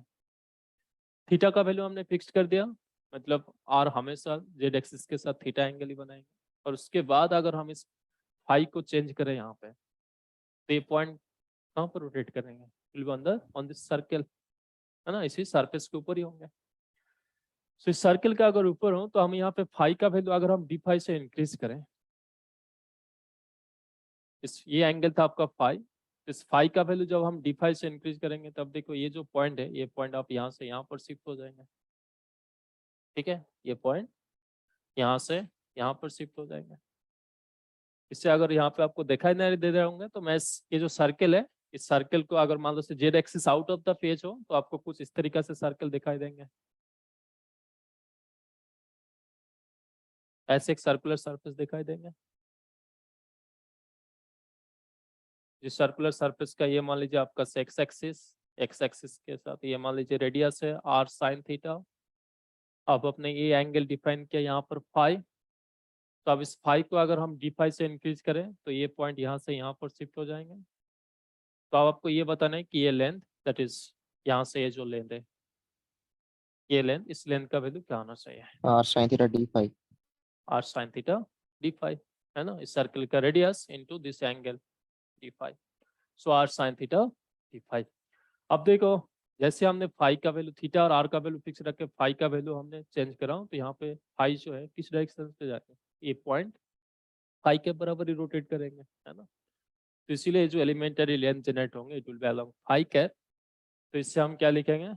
फाई कैप बराबर elementary length dl phi is equals to r sine theta is the radius of this circle, and then phi का वैल्यू अगर हम डी थीटा से डी फाई से इंक्रीज करें, तो यहाँ पर होंगे इनटू डी फाई, ठीक है, इनटू डी फाई। सो ये होंगे क्या आपका फाई बराबर एलिमेंटरी लेंथ। सो हमें थीटा बराबर एलिमेंटरी लेंथ पता है, हमें आर बराबर एलिमेंटरी लेंथ पता है, हमें फाई बराबर भी एलिमेंटरी लेंथ पता है। सो नेक्स्ट हमें क्या करना है कि इस एलिमेंटरी लेंथ से अगर हम यूनिट वेक्टर डिफाइन करने चाहे तो इस यूनिट वेक्टर का direction sorry unit elementary area define करने चाहे तो इस एलिमेंटरी एरिया क्या होंगे हमें देखना है, ठीक है। सो इसके लिए देखो मोस्ट ऑफ द टाइम जो हमें क्वेश्चंस पूछा जाता है ये सब डिफाइन करने के पीछे कोई अलग लॉजिक नहीं है, मुझे कोई मैथमेटिकल फिजिक्स पढ़ाने का कोई शौक नहीं है कि मैं ऐसी चीजें कर रहा हूँ, ये सारी चीजें मैथमेटिकल फिजिक्स में आप लोगों ने पढ़ते होंगे। बट जो पर्पस है कि इससे आगे हम बार बार यूज करेंगे सारी चीजें, elementary length along theta cap, elementary length along phi cap. So some of you maybe have done in mathematical physics, some not, some of them may not be. So सबको पता होना चाहिए, otherwise फिर कुछ लोगों को प्रॉब्लम होंगे समझने के लिए, इसीलिए सारी चीजें कराया जा रहा है। तो नेक्स्ट जो हम देखेंगे क्या, सरफेस। सो सरफेस रिलेटेड जो भी हमें क्वेश्चंस पूछा जाता है मोस्ट ऑफ द टाइम हमें ये पूछा जाता है कि स्फेरिकल सरफेस के थ्रू फ्लक्स क्या होंगे, and so most of the time जो भी हमें प्रॉब्लम सॉल्व करना होता है कर्व सरफेस के ऊपर ही होता है, स्फेरिकल ये जो स्फीयर है स्फीयर का कर्व सरफेस के ऊपर। तो अगर हम कर्व सरफेस के ऊपर देखें मतलब स्फीयर के सेंटर से अगर हम इस सरफेस का डिस्टेंस देखें, एक स्फीयर का सेंटर से सरफेस का डिस्टेंस हर पॉइंट पे क्या होना चाहिए, सेम ही होंगे, सेम है ना। तो इस सरफेस के ऊपर हर पॉइंट पे इस आर का वैल्यू क्या होना चाहिए, अगर मान लो say you have a sphere of radius R, तो इस सेंटर से सरफेस के ऊपर हर पॉइंट का डिस्टेंस होंगे आर, ठीक है। तो सरफेस के ऊपर अगर आर फिक्स है, लेकिन अगर इस सरफेस के ऊपर अगर हम दो पॉइंट ले, इस पॉइंट और यहाँ पर ये पॉइंट अगर हम कंसीडर करें, क्या इन दोनों पॉइंट पे थीटा और फाई का वैल्यू सेम होंगे, सर। नहीं। So on the curve surface, sphere का जो कर्व सरफेस है, कर्व सरफेस के ऊपर एक्चुअली आर का वैल्यू क्या होंगे, कांस्टेंट होंगे, सेंटर से डिस्टेंस हर पॉइंट का सेम होंगे, लेकिन theta and phi different point पे वैल्यू डिफरेंट होंगे। So theta and phi will be variable on the curve surface. So once आपको पता है कि इस स्फीयर के कर्व सरफेस के ऊपर जो दो वेरिएबल है थीटा एंड फाई वेरिएबल है, आर कांस्टेंट है, तो आर बराबर जो एलिमेंटरी लेंथ है वो आप हटा दीजिए, क्योंकि सरफेस के ऊपर आप किसी भी पॉइंट पे शिफ्ट होंगे सो आर का वैल्यू आपको चेंज ही नहीं होंगे, तो डी आर आपको क्या मिलेंगे, zero. So once d R zero तो नेक्स्ट क्या है, आपको थीटा एंड फाई बराबर देखना है, थीटा बराबर एलिमेंटरी लेंथ होंगे आर डी थीटा, फाई बराबर एलिमेंटरी लेंथ होंगे r sine theta d phi. So इन दोनों लेंथ से जो आपको एलिमेंटरी एरिया मिलेंगे, जो एरिया मिलेंगे उसे हम क्या लिखेंगे, एलिमेंटरी एरिया, ठीक है। सो एलिमेंटरी एरिया का मतलब क्या है कि ये जो स्फीयर है, आपने फुटबॉल देखे होंगे, फुटबॉल में देखोगे क्या डिफरेंट डिफरेंट कलर लगा रहता है ना, कुछ पोर्शंस में ब्लैक, कुछ पोर्शंस में व्हाइट। सो ऐसे अगर हम उससे भी अगर बहुत छोटे छोटे पार्ट में ऐसे डिवाइड करें पूरे सरफेस को, तो ऐसी जो स्मॉलेस्ट पॉसिबल एरिया बनेंगे कर्व सरफेस के ऊपर, उस एरिया को हम क्या बोलेंगे, elementary area. So on this curve surface elementary area आपको क्या मिलेंगे, थीटा बराबर एलिमेंटरी लेंथ, फाई बराबर एलिमेंटरी लेंथ, मल्टीपल कर दीजिए, इन दोनों से जो आपको एरिया मिलेंगे that will be the elementary length on the curve surface.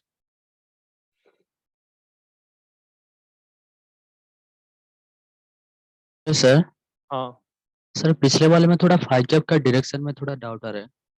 Elementary area इसमें सर यहाँ पर जो फाई कैप है वो हम बोल सकते हैं ना, वो जो सर्कल है उस पे वो जो पॉइंट में उस पॉइंट से ना अगर टैंजेंट ड्रा करें वही फाई कैप का डायरेक्शन होगा, वो जो सर्कल हमने लिया है। इस सर्कल, जी, एक पॉइंट से फाई कैप का डायरेक्शन उस हाँ इस पॉइंट से सर्कल में टैंजेंट किसी से। भी पॉइंट पे आप जब डायरेक्शन ड्रॉ करोगे उस डायरेक्शन पे होंगे ऐसे, है ना, ऐसे एंटी क्लॉकवाइज डायरेक्शंस पे टेंजेंट ड्रॉ करो किसी भी पॉइंट पे ऐसे होंगे, सेकंड डायरेक्शन होंगे, फाई कैप डायरेक्शन जी होंगे, जी। है ना। आपको इससे समझने वो के लिए, आसान वो सर करने वो के लिए मैंने थ्री क्या डी पे बोला कि दिखा आप दीजिए इस जरा। स्फीयर को ऐसे रोटेट कर लीजिए। पहले मान लीजिए आपके पास एक एप्पल है, आपने इससे कट कर दिया, उसके बाद आप इस स्फीयर को ऐसे यस सर। रोटेट कर लीजिए, तो जेड एक्सिस इधर होंगे, तो आपको ऐसे एक सर्कुलर सरफेस दिखाई देंगे। तो जी बेसिकली सरफेस के ऊपर हर पॉइंट पे अगर हम स्फीयर का सेंटर से देखें, एप्पल का सेंटर से देखोगे तो आर एंड थीटा का वैल्यू फिक्स होंगे एंड फाई का वैल्यू क्या होंगे, डिफरेंट पॉइंट पे डिफरेंट होगा, यस ठीक सर। है।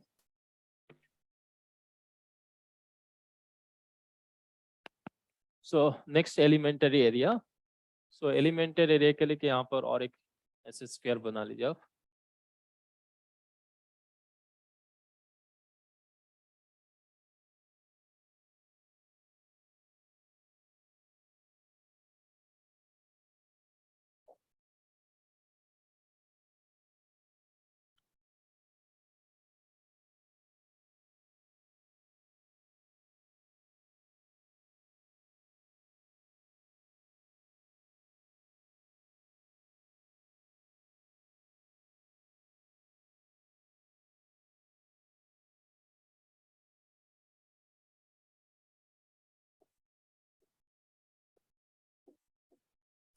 सो ये जो स्फीयर है, इस स्फीयर के इस पॉइंट पे यहाँ पर एक पॉइंट कंसीडर कर लीजिए, ठीक है। सरफेस के ऊपर एक पॉइंट कंसीडर कर लीजिए यहाँ पे।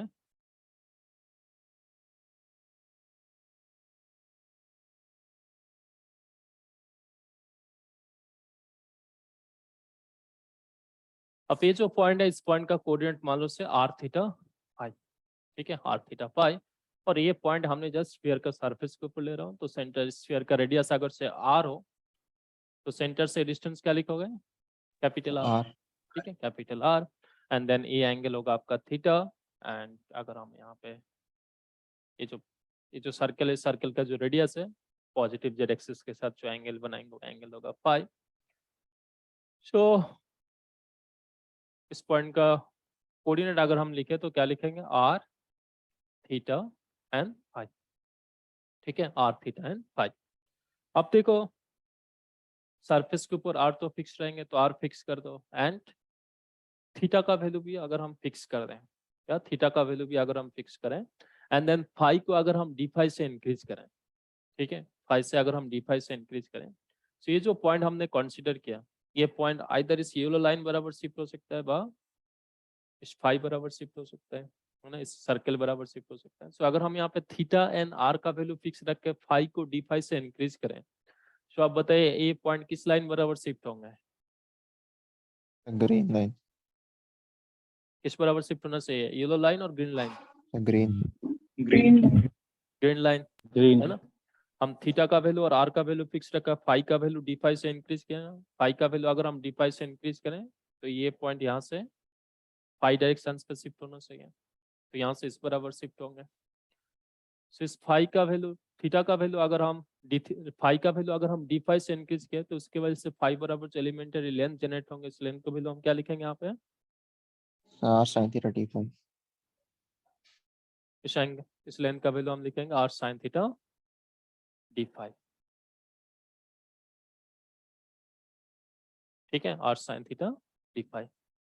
अब फिर से इसी पॉइंट पे वापस आ जाइए, हमने पहले फाई का वैल्यू इंक्रीज किया था, फिर डिक्रीज करके मतलब हमने इस पॉइंट को फिर से इसी पॉइंट पे वापस लेके आया। अब हमने क्या है, इस केस में r का वैल्यू एंड फाई का वैल्यू अगर फिक्स रख के हमसे थीटा का वैल्यू इंक्रीज करने चाहिए बाय ए स्मॉल एंगल डी थीटा, ठीक है, by small angle D theta, तब बताइए ये पॉइंट आप किस लाइन बराबर शिफ्ट होंगे, yellow, लाइन बराबर शिफ्ट होंगे, है ना, डाउनवर्ड की तरफ शिफ्ट होंगे, पॉजिटिव जेड से नेगेटिव जेड बराबर।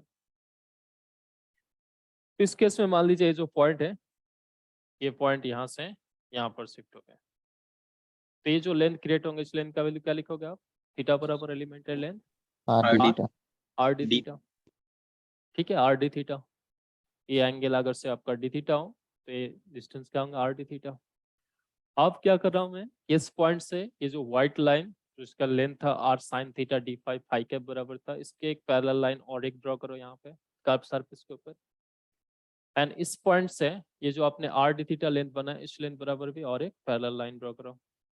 सो आपको देखो ये जो स्फीयर है, स्फीयर का कर्व सरफेस के ऊपर ऐसे एक एरिया जनरेट होते दिखाई देंगे, ठीक है।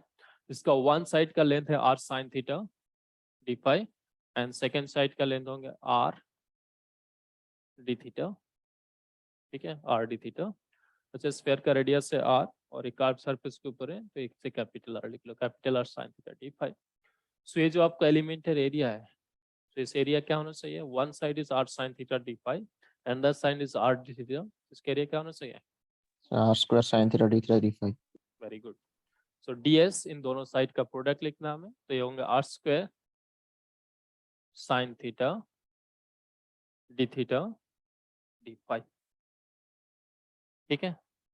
So this is your ds vector. अब देखो, अब स्फीयर जो है, स्फीयर जो सरफेस बनाता है, इट इज ओपन सरफेस और close surface, closed, close surface है ना, स्फीयर का कुछ वॉल्यूम होंगे। सो अगर क्लोज सरफेस हो तो क्लोज सरफेस के ऊपर किसी भी पॉइंट पे हम एरिया का डायरेक्शन देखने चाहते हैं, डायरेक्शन किस बराबर होंगे, हमेशा radial outwards, आउटवर्ड नॉर्मल, ठीक है, आउटवर्ड नॉर्मल। तो इस पॉइंट पे अगर हम एक आउटवर्ड नॉर्मल ड्रॉ करें तो किस बराबर होंगे, आर कैप बराबर होंगे, है ना, रेडियल आउटवर्ड। सो इस एरिया का डायरेक्शन पे हम किस बराबर लेंगे, R cap. So curve surface के ऊपर, स्फेरिकल सरफेस में कर्व सरफेस के ऊपर अगर हम एरिया देखें, मतलब जब ये स्फीयर को अगर हम सॉलिड स्फीयर हो कट पट ना करें, है ना, स्फीयर को अगर हम कट करें तो डिफरेंट पार्ट में डिफरेंट अदर एलिमेंटरी एरिया भी हमें जनरेट होते दिखाई देंगे। लेकिन मान लो you have a complete sphere और इस कंप्लीट स्फीयर के कर्व सरफेस के ऊपर अगर हम एलिमेंटरी एरिया देखें तो इस केस में एलिमेंटरी एरिया क्या लिखोगे, R square sine theta d phi R cap, ठीक है, d phi R cap. So again this elementary area क्या है कि ये जो स्फीयर है, स्फीयर का कंप्लीट एरिया को ऐसे अगर हम छोटे छोटे पार्ट में डिवाइड करें तो ऐसे जो स्मॉलेस्ट पॉसिबल एरिया है वही होंगे आपका R sine theta d phi.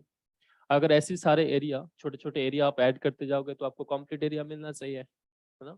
एक आर रेडियस का स्फीयर का कंप्लीट एरिया कितना होता है, 4 pi r square. 4 pi R square. तो इससे भी आप इंटीग्रेट करके देखिए, थीटा का लिमिट होंगे यहाँ से यहाँ तक 0 to पाई एंड फाई का लिमिट होंगे, इस थीटा वैल्यू के लिए फाई को हमने 2 पाई से रोटेट किया था तो फाई का लिमिट होगा 0 to 2 पाई। तो आप इससे इंटीग्रेट करके देखिए आपको क्या मिलेंगे, वही मिलेंगे जो आप जानते हो एक कॉम्प्लीट स्फीयर का जो रेडियस है 4 पाई आर स्क्वायर। क्यों मिलेंगे, क्योंकि ये जो है एक छोटा सा पार्ट का एरिया है।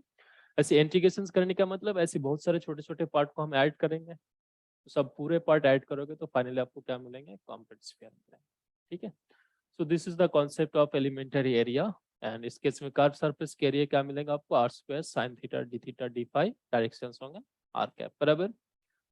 सो नेक्स्ट जो है, नेक्स्ट हमें क्या डिफाइन करना है, एलिमेंटरी वॉल्यूम, बट ये हम नेक्स्ट क्लास में करेंगे, ठीक है। आप यहाँ तक ही पढ़ के आइए, नेक्स्ट क्लास में हम elementary volume and then cylindrical coordinate system and then curve gradient divergence वगैरह वो हम डिस्कस करेंगे, ठीक। सर एक बार प्रीवियस स्लाइड दिखा दीजिए Thank you, sir. स्टार्टिंग से। स्टार्टिंग से आप पीडीएफ फाइल में देख लीजिए। Thank you, sir. Thank you, sir. Thank you, sir. Sir